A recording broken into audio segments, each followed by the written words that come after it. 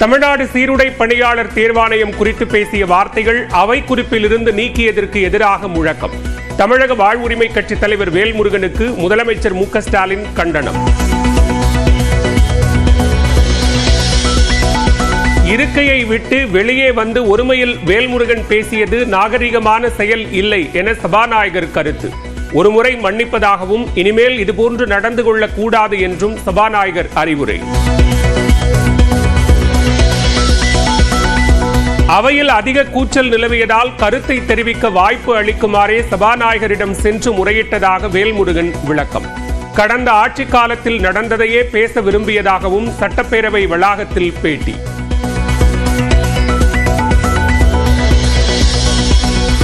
மாநில கல்விக் கொள்கை தொடர்பான நீதிபதி முருகேசன் அறிக்கை அரசின் பரிசீலனையில் உள்ளது. சட்டப்பேரவையில் முதலமைச்சர் மு க ஸ்டாலின் தகவல். தமிழ்நாட்டில் 6 நாட்களுக்கு மிதமான மழைக்கு வாய்ப்பு. மேலும் 2 நாட்களுக்கு 3 டிகிரி செல்சியஸ் அளவுக்கு வெப்பம் அதிகரிக்கும் என்றும் கணிப்பு. தருமபுரி மாவட்டம் பாப்பிரெட்டிப்பட்டி அருகே ₹1 கொள்முதல் செய்யப்படும் தக்காளி. பல்லாயிரம் ரூபாய் செலவழித்து பயிரிட்ட விவசாயிகள் வேதனை.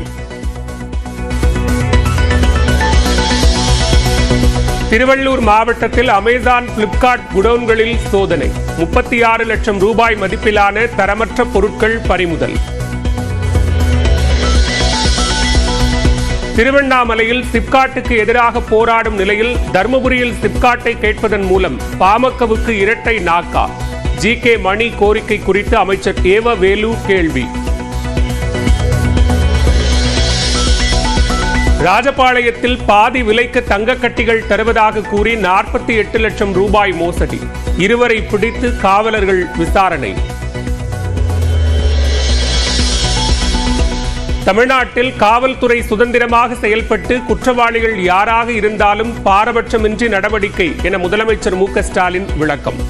அதிமுக ஆட்சி காலத்தை விட தற்போது குற்றச்சம்பவங்கள் குறைந்துள்ளதாகவும் பேச்சு. முதலமைச்சர் தூத்துக்குடியில் நடந்த சம்பவம், சாத்தான்குளத்தில் நடந்த சம்பவம், இதெல்லாம் மறந்துடக்கூடாது. உங்களை பொறுத்தவரையில் டிவியில் பார்த்து தான் தெரிந்து கொண்டேன் என்று சொல்வதற்கு நாங்கள் தயாராக இல்லை. பேரத்தலைவரே, தைரியம் இருந்தால் நான் பேசும் பதிலை கேட்டுவிட்டு போக வேண்டும். உங்களுக்கு தைரியம் இருந்தால் தைரியம் எல்லாம் ஓடுறீங்களா?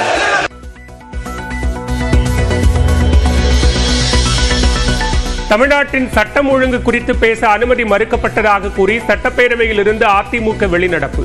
மக்களின் முக்கிய பிரச்சனைகள் குறித்து அரசின் கவனத்தை ஈர்ப்பது எதிர்க்கட்சிகளின் கடமை என எடப்பாடி பழனிசாமி பேட்டி. பால் விலையை உயர்த்தும் எண்ணம் அரசுக்கு இல்லை. சட்டப்பேரவையில் அமைச்சர் ராஜகண்ணப்பன் விளக்கம். ஆக்கிரமித்து விவசாயம் செய்து வந்த நிலத்துக்கு பட்டா கேட்டு வந்த மூதாட்டி. 10 ஏக்கர் நிலத்தையும் உடனடியாக மீட்க உத்தரவிட்ட திருவள்ளூர் ஆட்சியர் பிரதாப். டாஸ்மாக் வழக்கில் மார்ச் 25 வரை எந்த நடவடிக்கையும் எடுக்கக்கூடாது. அமலாக்கத்துறைக்கு சென்னை உயர்நீதிமன்றம் அறிவுறுத்தல்.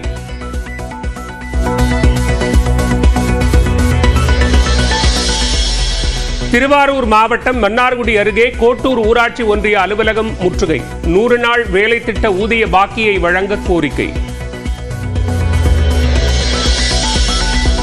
நாகப்பட்டினம் புத்தூரில் நெல் மூட்டைகளுடன் 5 நாட்களாக காத்திருக்கும் 75க்கும் மேற்பட்ட லாரிகள். நெல் கொள்முதல் நிலையங்களில் மீண்டும் மூட்டைகள் தேங்கும் அபாயம்.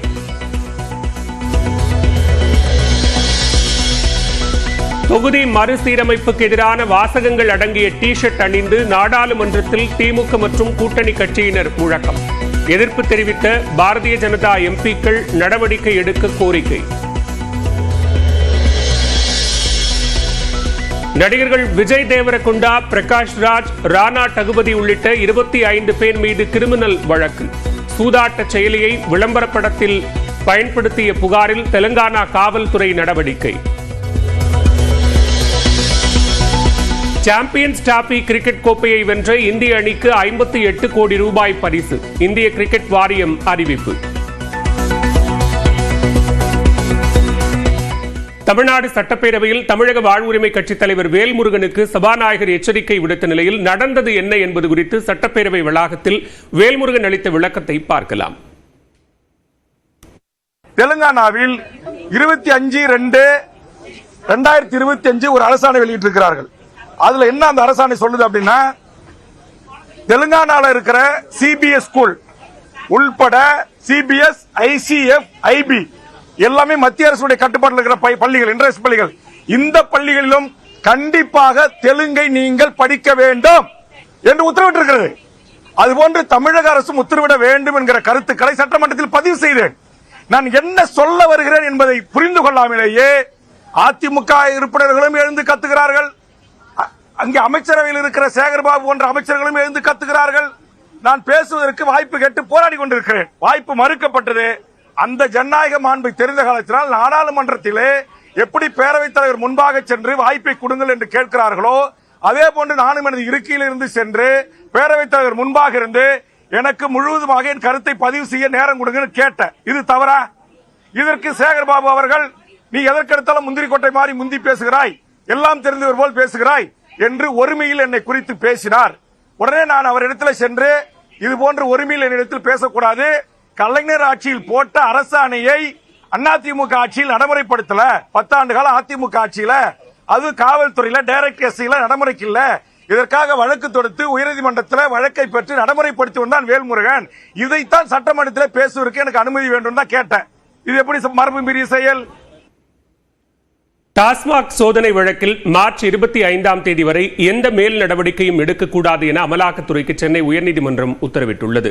டாஸ்மாக் தலைமை அலுவலகத்தில் கடந்த 6ஆம் தேதி முதல் 8ஆம் தேதி வரை சோதனை நடத்திய அமலாக்கத்துறை மதுபானங்கள் கொள்முதல், பார் உரிமம் வழங்குதல் உள்ளிட்டவற்றில் 1000 கோடி ரூபாய் முறைகேடு நடந்துள்ளதாக அறிக்கை வெளியிட்டது.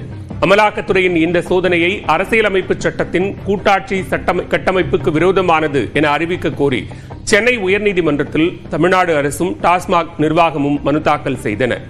இந்த வழக்கு நீதிபதிகள் MS ரமேஷ் மற்றும் N செந்தில்குமார் அமர்வில் விசாரணைக்கு வந்தது. அப்போது மாநில அரசு அனுமதி பெற்றுத்தான் சோதனை நடத்த வேண்டும் என மனுவில் கோரிக்கை விடுக்கப்பட்டுள்ளதாகவும், ஆனால் அமலாக்கத்துறையின் நடவடிக்கைகளை குறிப்பிட்டு திருத்தம் செய்து புதிய மனுவை தாக்கல் செய்யவும் தமிழக அரசுக்கு நீதிபதிகள் அறிவுறுத்தினர். தொடர்ந்து டாஸ்மாக் தரப்பில் ஆஜரான மூத்த வழக்கறிஞர் விக்ரம் சௌத்ரி, சோதனை நடத்தும் போது அதற்குரிய காரணங்களை எழுத்துப்பூர்வமாக தெரிவிக்க வேண்டும் என்றும், ஆனால் எந்த தகவலும் தெரிவிக்காமல் சுமார் 60 மணி நேரம் பெண் அதிகாரிகள் உள்ளிட்டோரை சட்டவிரோதமாக அமலாக்கத்துறையினர் சிறைப்பிடித்ததாகவும், இது அதிகாரிகளின் தனிநபர் சுதந்திரத்திற்கு விரோதமானது எனவும் வாதிட்டார். இதனையடுத்து இரவில் ஏன் சோதனை நடத்தப்பட்டது என அமலாக்கத்துறைக்கு நீதிபதிகள் கேள்வி எழுப்பினர். இதனை மறுத்த அமலாக்கத்துறை தரப்பு வழக்கறிஞர், இரவில் சோதனை நடத்தப்படவில்லை என்றும் அனைவரும் வீடு திரும்ப அனுமதிக்கப்பட்டதாகவும் விளக்கமளித்தார். அதனை மறுத்த நீதிபதிகள் பொய் சொல்லக்கூடாது என அமலாக்கத்துறைக்கு அறிவுறுத்தினர். இரவு நேரத்தில் சோதனை நடத்தப்பட்டதை செய்திகள் மூலம் தெரிய வந்திருப்பதாக குறிப்பிட்ட நீதிபதிகள், அமலாக்கத்துறை தனது அதிகாரத்தை செயல்படுத்திய விதத்தை பார்த்துதான் தாங்கள் கேள்வி எழுப்புவதாக தெரிவித்தனர். இதனையடுத்து தமிழக அரசின் மனு தொடர்பாக அமலாக்கத்துறை பதிலளிக்க உத்தரவிட்டு விசாரணையை மார்ச் 25ஆம் தேதிக்கு நீதிபதிகள் ஒத்திவைத்தனர்.